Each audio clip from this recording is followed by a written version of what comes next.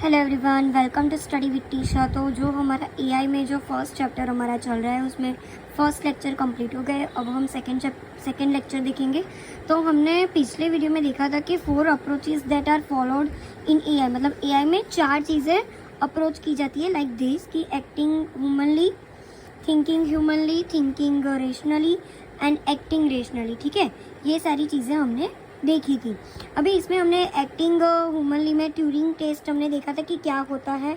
For an example हमने देखा था कि जो भी हमारी मशीन इंटेलिजेंस है वो 2 चीज़ें होती है उसमें कि मशीन और ह्यूमन दोनों ही करेक्ट आंसर दे, तो हम ऐसा बोल सकते हैं कि हाँ, ये जो मशीन है वो ह्यूमन की तरह एक्ट कर रही है। ठीक है, अभी हम आगे देखते हैं कि एक्टिंग ह्यूमनली तो देख लिया था। अभी हम देखते हैं थिंकिंग ह्यूमनली कैसे होता है।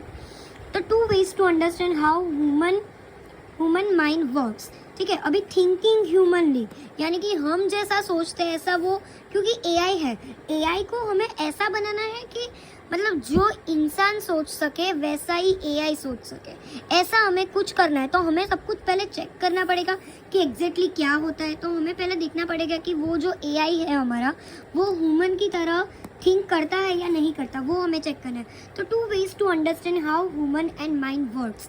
ठीक है, तो 2 चीज़ों से हम ऐसा कर सकते हैं कि हाँ, ये जो ह्यूमन है वो ह्यूमन की तरह सोच सकता है, मतलब एआई जो है वो।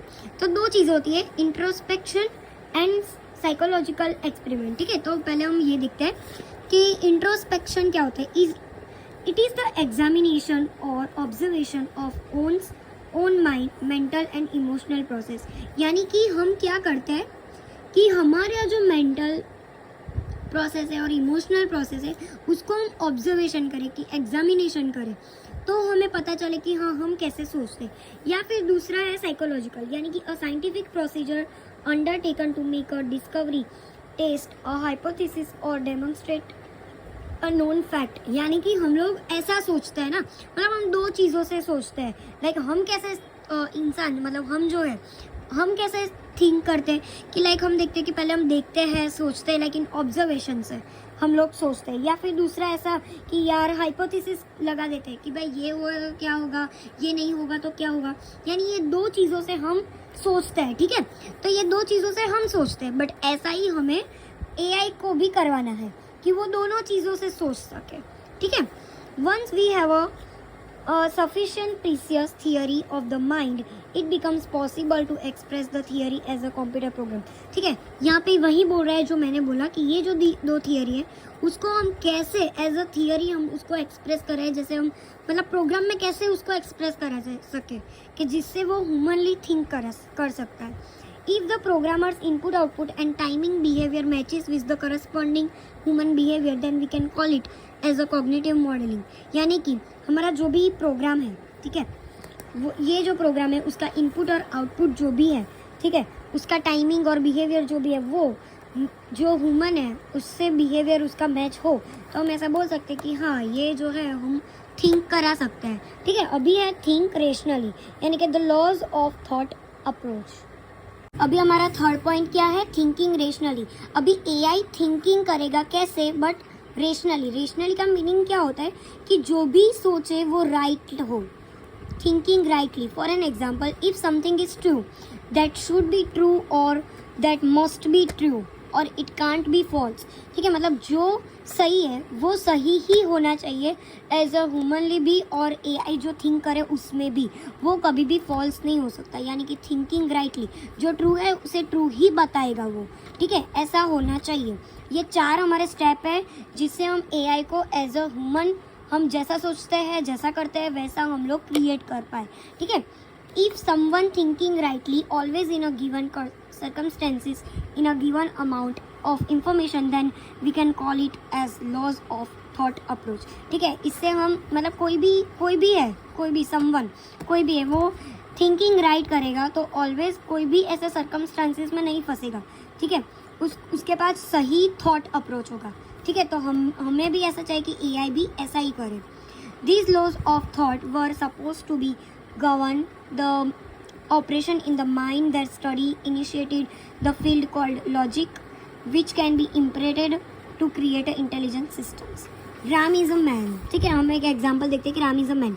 ऑल मैन आर मॉर्टल, तो देन इज इक्वल टू ऐसा ही होगा ना कि राम इज अ मैन है तो मैन मॉर्टल होगा, तो राम इज ऑल्सो मॉर्टल। ठीक है, तो ये क्या है, ये सही थिंकिंग है, ये रेशनली राइट है। ठीक है, तो ऐसा होना चाहिए। अभी एक्टिंग रेस, ये फोर्थ है, एक्टिंग रेशनली, यानी कि in AI acting rationally refers to the ability and artificial agents, यानी कि एक्ट वो भी राइटली होना चाहिए, make decision and take action that maximum it expected utility and achieve its goal in logical and optimal way, यानी कि जैसे वो थिंक कर रहा था रेशनली, यानी कि जैसे वो सोच रहा था सही में, वैसे ही एक्टिंग भी वो अच्छे से होना चाहिए, यानी कि उसका डिसीजन मेकिंग, प्रॉब्लम सॉल्विंग और प्लानिंग, ये सारी चीज़ें भी एकदम कंप्लीट होनी चाहिए, नहीं कि ऐसा कुछ कि भाई नहीं ये रॉन्ग होगा, राइट ही, रेशनली यानी कि राइट होना चाहिए। ठीक है, तो ये हमारे 4 जो पॉइंट थे वो हमने क्लियर कर दिए। अभी हम मेन डिफरेंस देखेंगे स्ट्रॉन्ग एआई और वीक एआई, ये बहुत बार पूछते हैं एग्जाम में, सो लेट्स सी कि वो क्या होता है, स्ट्रॉन्ग एआई और वीक एआई क्या है। ठीक है, ये बहुत सी बार एग्जाम में पूछा गया है और कई बार वाइवा में भी पूछते हैं, सो लेट्स डिस्कस दिस। तो लेट्स स्टार्ट इट। तो स्ट्रॉन्ग एआई क्या है और वीक एआई क्या है। तो स्ट्रॉन्ग एआई वो है जो जनरल एआई है और वीक एआई जो है वो नैरो एआई है। ठीक है, ये थोड़ा याद रखो, स्ट्रॉन्ग एआई वो है जनरल वाला और वीक एआई नैरो है। ठीक है, an AI system that is capable of performing any intellectual task that a human can do। ये जो जनरल AI है वो कैपेबल है कि ह्यूमन जो कर सकते हैं वही ये AI कर सकते हैं, तो वो स्ट्रांग हुआ। ठीक है, अभी वीक AI में क्या है कि वो इतने नहीं होते, वो उसको डिज़ाइन करना पड़ता है, उसको ट्रेनिंग करनी पड़ती है फॉर अ स्पेसिफिक टास्क, उसको एक स्पेसिफिक टास्क ही हम दे सकते हैं। ये हम मतलब अभी आप नॉर्मली देखो कि बहुत सारे एआई आ गए हैं। ठीक है, अभी जैसा हम बोलते हैं कि भाई मुझे है ना जैसा ह्यूमन वर्क करते हैं, ठीक है, ऐसा ही वो एआई भी करना चाहे तो वो स्ट्रॉन्ग एआई कर देगा। ठीक है, बट नैरो जो एआई है उसको हमें देना पड़ेगा कि भाई तुम ऐसे ऐसे करो, ऐसे हमें स्पेसिफिक टास्क उसको देने पड़ेंगे, उसको ट्रेन करना पड़ेगा, उसको डिज़ाइन करना पड़ेगा। ठीक है, तो ये 2 डिफरेंस आ गए। ठीक है, अभी नॉट अ लिमिटेड कैपेबिलिटीज। ठीक है, इसमें कैपेबिलिटीज बहुत कम है। ठीक है, नॉट अ लिमिटेड कैपेबिलिटीज, इसमें आप जितना भी टास्क दोगे वो कर देगा। ठीक है, बट इसमें limited set of capabilities. This system are built with a limited set of capabilities and task only perform the task they were designed for। मतलब जितना डिज़ाइन किया होगा उतना ही करेगा, वो कोई एक्स्ट्रा वर्क नहीं करेगा। बट ये नॉट अ लिमिटेड, मतलब इसमें कुछ भी आप दे दो, कितना भी दे दो वो करेगा। ठीक है, इसका एक एग्जांपल है autonomous vehicles, personalise health care, virtual assistants. अभी देखो कि व्हीकल्स आ गए हैं। ठीक है, ऑटोमेटिक जो रन होता है वो एज अ ह्यूमन ही वर्क करते हैं ना, ह्यूमन जैसे ड्राइव करते हैं वैसे ही वर्क करते हैं।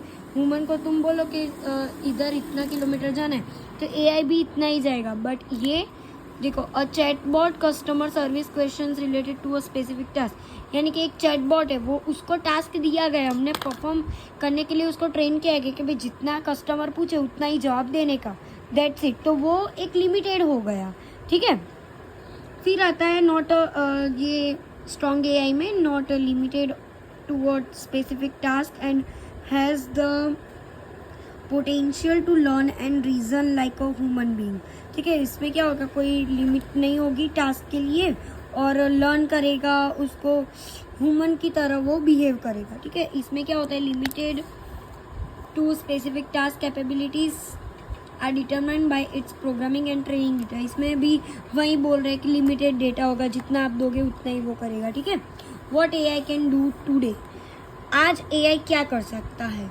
तो AI refers to ability of machines to human intelligence, यानी कि वो AI जो है वो एक तरह की मशीन है, बट उसके पास ऐसी एबिलिटी है जो ह्यूमन की intelligence, perform task such as learning, reasoning and problem solving, ये सारी चीज़ें वो ह्यूमन की तरह कर सकता है। ये सारी चीज़ें AI कर सकता है अभी। ओके, सो इसके बाद हम और एआई क्या कर सकता है ये भी हम देखेंगे, बट नेक्स्ट लेक्चर में। So thank you for watching, like share subscribe कर देना, और जो भी एआई पढ़ने वाले बच्चे हैं सेमेस्टर 7 में उसको शेयर कर देना, ठीक है। Thank you.